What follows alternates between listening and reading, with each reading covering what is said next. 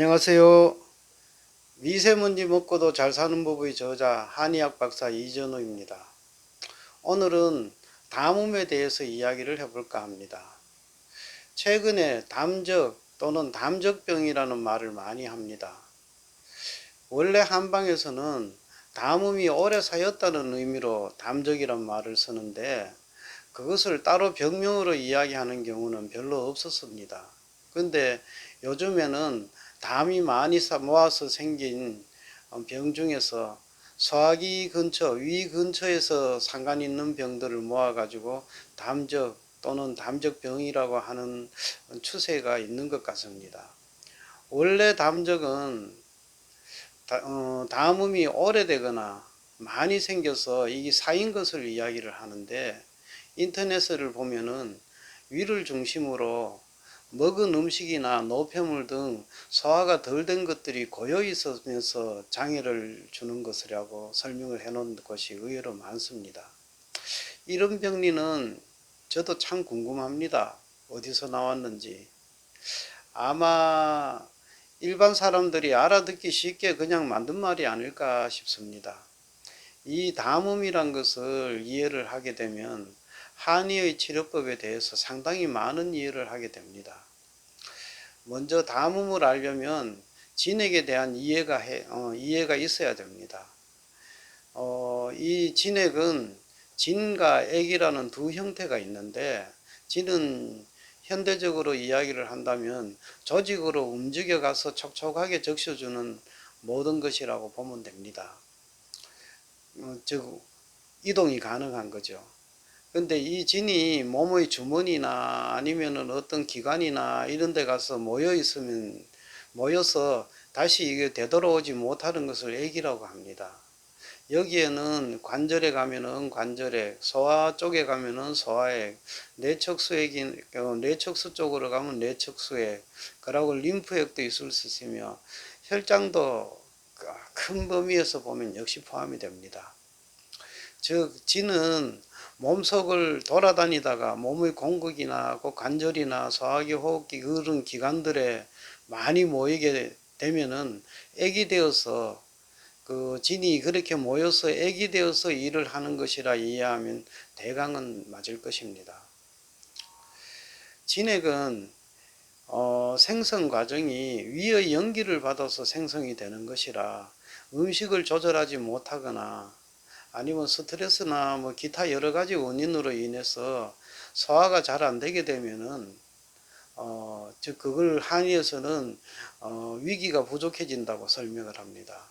그렇게 되면은 이게 잘 형성이 되질 않는 것으로 되어 있습니다. 이렇게 보면 결국 진액이라는 것은 정상적으로 소화가 잘 이루어질 때 충만해지는 것이다 라고 생각하시면 아마 대차는 없을 것 같습니다.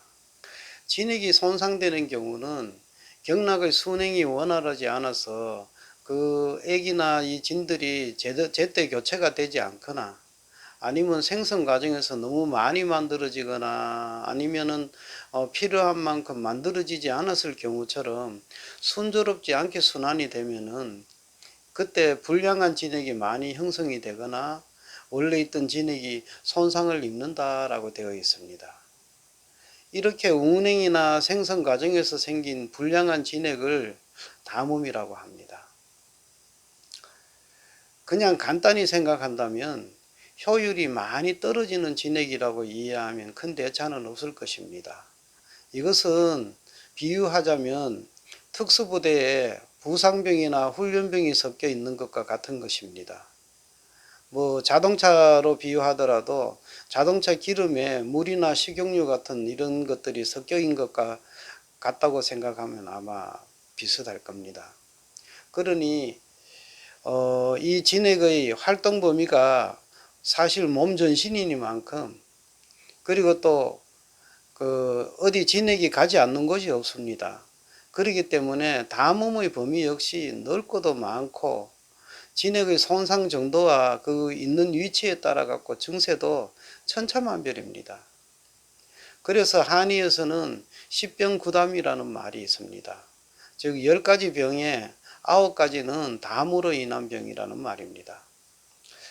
담이 있는 것을 가장 쉽게 알아볼 수 있는 것은 이 눈아래와 눈두덩이 근처가 잿빛이 되어 가는 것인데, 요즘 말로 하면 다크서클이 내린다 하죠. 하룻밤을 안 자도 다크서클이 내리잖아요. 그거는 즉 진액이 하룻밤을 안 잠으로 해서 그만큼 진액이 상한 거라 생각할 수 있습니다.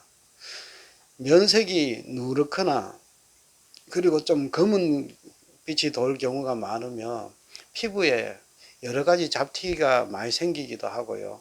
현기증도 늘 수 있으며 머리가 항시 맑지 않은 느낌이 나게 됩니다. 또 목에 가래가 막히는 경우도 많으며 날구지를 하는 경우가 많습니다. 날구지라니까 다들 날구지가 뭔가 궁금해 하시던데, 이 날구지라는 것은 날이 굳으면 온몸이 아프거나 몸이 무거운 걸 이야기를 합니다. 배에 물소리가 꾸룩꾸룩 소리도 잘 날 수 있고, 배가 불렀다가 말았다가 하고, 또 입맛도 좋았다가 말았다가 하고요. 그리고 이 몸이 늘 무겁고, 비 오면 더 합니다. 몸이 늘 무겁고, 그리고 몸무게나 이 체형의 변화가 부었다 말았다 하니까 체형의 변화가 잘 옵니다. 다만 굶거나 끼니를 굶어도 그래도 이게 진액의 효과를 전혀 하지는 않으니까요. 기운에 큰 차이는 없습니다만 늘 약간 메시껍거나 무거운 게 아마 그거 늘 있다고 봐야 됩니다. 그리고 피부가 허옇게 까실까실하게 허옇게 잘 일어날 수 있고, 피부 자체도 좀 지저분해지기 쉽습니다.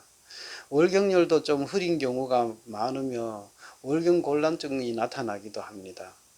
온몸의 뼈마디가 뻣뻣하거나 아프거나 하다가 또 컨디션이 좋을 때는 또 괜찮습니다. 심한 사람은 중풍처럼 오거나 정광증이나 각기증이나 폐홍이나 장독 등의 증세가 나타나기도 합니다. 정광증은 요즘 말로 하면은 조울증이나 조현병에 해당하며, 폐홍은 폐의 농양을 이야기를 하며, 장독은 보통 보면은 요즘 크론병이라고 하죠. 변에서 어디고 피가 나오는 거요. 혈변을 자꾸 보고 하는 것처럼 그런 것. 그 크론병도 포함이 되지만 뭐 이질이나 장티푸스 같은 것도 포함이 될 수도 있습니다. 이 담음이 생기는 여러 원인 중에서 가장 일반적인 원인은 역시 소화가 잘 안 돼서 그렇습니다. 특히 과식과 물을 너무 많이 먹을 때 잘 생긴다고 되어 있는데, 한의에서는 물도 소화해야 하는 대성으로 보고 있기 때문에 목이 마르지 않는데 억지로 많이 마시는 물이나 식간에 많이 마시는 물은 담음으로 되기 쉽다고 봅니다. 요즘은 다이어트 하시는 분들이 미리 물배를 채워 놓고 식사를 하시는 분들이 있는데, 한의에서는 그걸 좋지 않다고 봅니다. 담은 이렇게 비위에서 생겨가지고 저장이 폐해된다고는 의사의대가 있는데, 사실은 온몸에 저장이 됩니다. 폐를 주로 이야기하는 이유는 폐에서 객담 등의 형태로 배출이 많이 되기 때문입니다. 그래서 가령 만성 폐석식 폐질환, 즉 요즘 뭐 COPD라고 약자로 이야기를 하죠. 그런 거나 천식 같은 것들 중에서 객담이 많은 천식이나 COPD 같은 경우는 의외로 쉽게 치료되는 경우가 많습니다. 담음이 적게 생기게 하려면 초장에도 이야기했지만 위기를 해치지 않는 것, 즉 소화를 잘 시키는 것이 굉장히 중요합니다. 그리고 그것이 가장 확실한 방법입니다. 소화를 잘 시키려면은 제가 여러 번 이야기했지만은, 첫째는 천천히 꼭꼭 씹어 드셔야 합니다. 둘째는 식사 시간에 물을 많이 마시면 안 됩니다. 그리고 셋째는 과식을 하면 안 됩니다. 넷째는 식사 중에 마음이 불편해도 별로 좋지가 않습니다. 그러니까 마음 편히 식사를 하셔야 되고, 그리고 다섯째로는 찬 것을 피해야 합니다. 요즘 여름이 다 돼가니까 찬 커피나 이런 찬 음료를 들고 다니시는 분들이 많습니다. 그런 분들은 거의 담음이 잘 생긴다고 봐야 합니다. 이미 생긴 담음은 치료가 따로 필요합니다. 그냥 잘 없어지지 않습니다. 이런 담이 쌓이기 전에 미리미리 예방하는 것이 가장 현명합니다. 그래서 건강한 식습관으로 담원병을 미리 예방하는 것이 차라리 미리 예방하는 것이 무병장수의 지름길입니다. 그리고 참 이 시간을 빌어서 한 가지 더 말씀을 드리는데요. 천천히 먹는 것의 위력은 참 대단합니다. 제가 지난번 편에 천천히 먹는 것을 해보겠다고 말씀을 드렸었는데 한 달 새에 3인치가 줄었습니다. 목표 달성에 이제 1인치 남았습니다. 감사합니다.